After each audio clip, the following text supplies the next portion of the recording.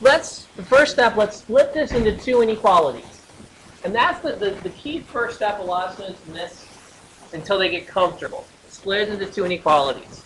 So I have negative 2 less than or equal to x. X is strictly less than 5. So let's go ahead and put it on the number line. And what I'm actually going to do, and there's a word and there, I'm going to graph this 3 times. Bear with me. Watch. Let's take it one step at a time. Let's do this first one. Negative 2 is less than or equal to x. So what's that look like? Where do I put the dot at negative 2? What kind of dot is it? Closed dot at negative 2. So there's negative 2. And I'm going to put a closed dot there. And then which way does the dot go? Or which way is the shading going to go? It's going to go to the right because it's the opposite, because the variable's on the wrong side. If I switch it over, it points to the right.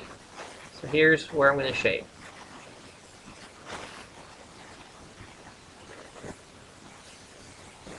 Let's go to the second one. X is less than 5. So here's 5. Open or closed dot?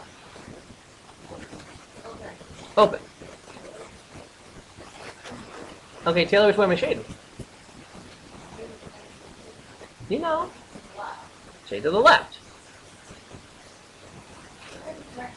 Yes. Okay. Now the word, excuse me, the word and means overlap, right? Where were they both true? I'm going to slide down real quick. When we started today, we talked about 7, 5, and 6 being numbers that are true for both x is greater than 3 and x is less than 10. And? Right. And is the overlap. So now when I look at these two number lines, where do they overlap?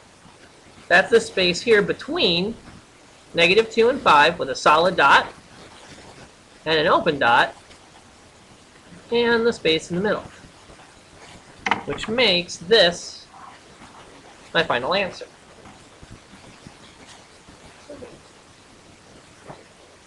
Now, I'm not sure I'm tied to this 3 graph method.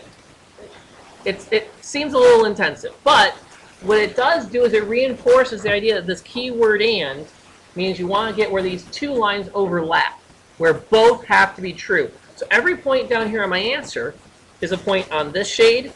It's on this shade. Therefore, it fits that and category. It's on 1 and 2. Yeah. You know what's funny is and And 3 graphs. Yeah, so when we do or, that will change. yeah. All right, other questions on that?